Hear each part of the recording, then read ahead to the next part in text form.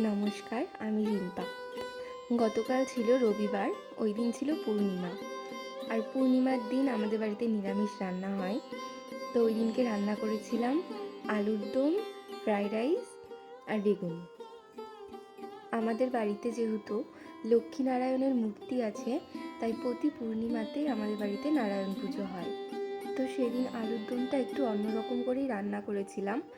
আমরা সাধারণ যে মশলাগুলো দিই, জিরে, লঙ্কা, আদা, ধনে, আর তাছাড়াও দিয়েছিলাম টক দই আর একটু কাজু আর পোস্ত বেটে দিয়েছিলাম। আলুর দমটা একটু ঝাল ঝাল করে রান্না করেছিলাম, কারণ ফ্রাইড রাইসটা তো মিষ্টি, তার সঙ্গে একটু ঝাল ঝাল আলুর দম হলে বেশ ভালো লাগে খেতে। আর আমি ফ্রাইড রাইসে একটু বেশি পরিমাণে মিষ্টি দিই, কারণ আমার হাজবেন্ড ফ্রাইড রাইস, পোলাও এগুলোতে একটু বেশি মিষ্টি খায়। আর আমার নারায়ণ পুজোর দিন যেটা সবথেকে বেশি ভালো লাগে সেটা হলো চিংড়ি মাখা। আমি চিংড়ি খুব একটা খাই না, আমার ভালো লাগে না খেতে, কিন্তু আমার শাশুড়ি মা এত সুন্দর করে চিংড়ি মাখে, সত্যিই খুব ভালো লাগে।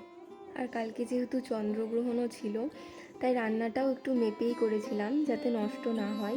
আর রাতের খাবারও আমরা খুব তাড়াতাড়ি খেয়ে নিয়েছিলাম গ্রহণ লাগার আগে।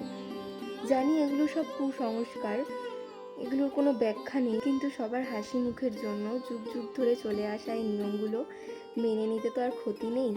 যাই হোক, তোমরা ভালো থেকো, সুস্থ থেকো আর সাবধানে থেকো।